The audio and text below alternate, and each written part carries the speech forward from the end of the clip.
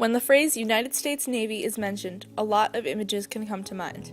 No matter what you're thinking of, chances are that it's related to the military. My parents both work at the Naval Undersea Warfare Center in Newport, Rhode Island. At a young age, I sometimes used to come in and watch them work. My dad at that time built torpedoes and submarines. I then associated the Navy with weapons and fighting adversaries at sea.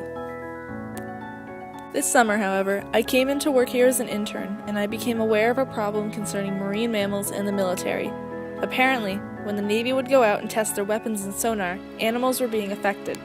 I sat down with 4 marine biologists specifically employed to combat this problem, and I asked them about the issue at hand. Part of Navy operations is putting sound into the water, and it definitely has a potential for effects.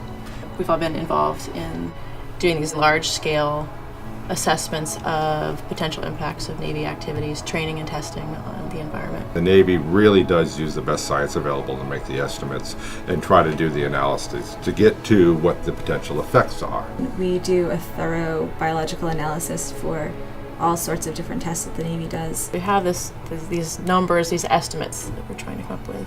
How many animals could we impact? Do you have any stories about how the public has misunderstood what the Navy is doing? There was a teacher in the Seattle area who heard about this, and what popped up in her mind was the Navy's going out there and blowing things up and destroying the environment and killing all the whales and dolphins. She misinformed this whole group of kids who then wrote us letters that said, "Hey Navy, stop killing all these whales and dolphins and blowing things up." Well, we're actually not blowing anything up the way she had described.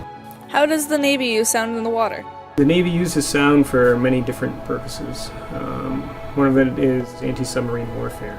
The first time you are trying to do something, you don't want it to be in action in an event where it's critical for the safety of the ship. The Navy has to go out and train and have forces prepared to defend the United States.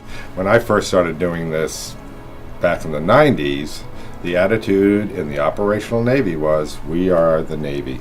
We are putting our lives on the line to protect this country, and we're not going to let a bunch of marine mammals stop us from doing what we're doing. I started out when I was an undergrad speaking out against Navy sound in the water activities. Has the attitude about marine mammals changed since then? I'm extremely impressed by where the Navy is 20 years later in making those efforts and actually succeeding at that job. There's captains on ships and officers and people on ships now out there very aware of this situation and very concerned about doing their job correctly from an environmental perspective. The people are on the ships, operating the ships, doing the testing, doing the training, and in their minds now, they're thinking environment. I have a job to do to protect the environment as well, and they're doing it.